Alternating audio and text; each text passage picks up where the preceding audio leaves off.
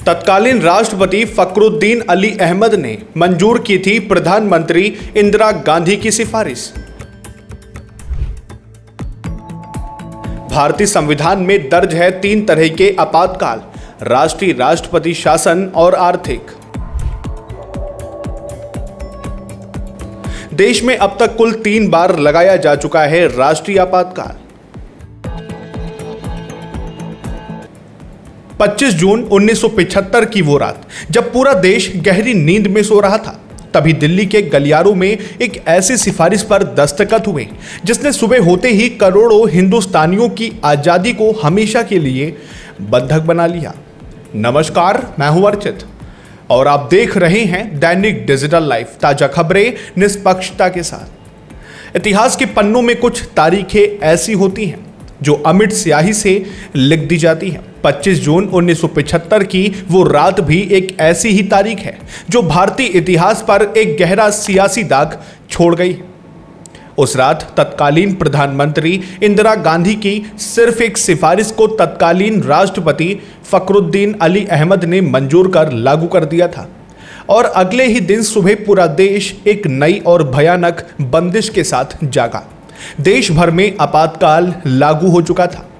लेकिन क्या आप जानते हैं कि आपातकाल आखिर कब लगता है, ये कहां और कैसे लगाया जाता है, इस दौरान देश की आम जनता के साथ कैसा सलूक किया जाता है और अब तक हमारे देश भारत में कब कब इमरजेंसी लागू की गई है।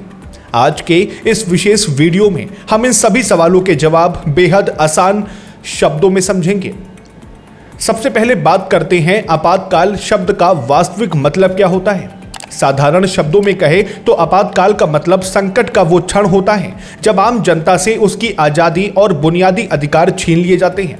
भारतीय संविधान में आपातकाल यानी इमरजेंसी एक ऐसा विशेष प्रावधान है जिसका इस्तेमाल तब किया जाता है जब देश पर किसी बाहरी आक्रमण, आंतरिक अशांति या फिर आर्थिक रूप से किसी बड़े खतरे की आशंका नजर आ रही हो। अगर देश के राष्ट्रपति को यह पूर्ण विश्वास हो जाता है कि देश को आंतरिक, बाहरी या आर्थिक रूप से बड़ा खतरा हो सकता है, तो वो देश में आपातकाल लागू करने की घोषणा कर सकता है। आपातकाल के लागू होते ही देश के संघीय ढांचे का स्वरूप बदल जाता है और सत्ता की पूरी कमान सीधे तौर पर प्रधानमंत्री के हाथ में आ जाती है।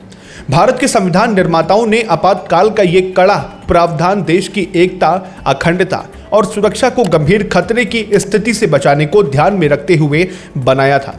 हमारे संविधान में मुख्य रूप से 3 तरह के आपातकाल को लेकर विस्तार से जिक्र किया गया है। आइए इन तीनों को एक एक करके समझते हैं।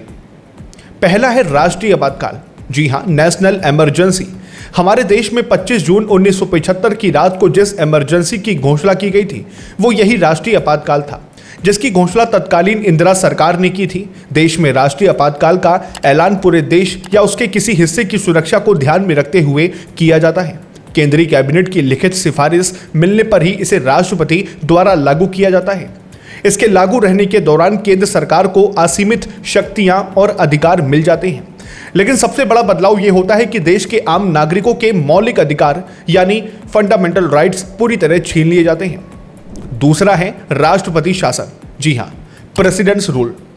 इसके तहत अगर देश का कोई राज्य सरकार संविधान के नियमों के मुताबिक काम नहीं करता या वहां की कानून व्यवस्था पूरी तरह विफल हो जाती है तो राष्ट्रपति उस राज्य में राष्ट्रपति शासन लगा सकते हैं।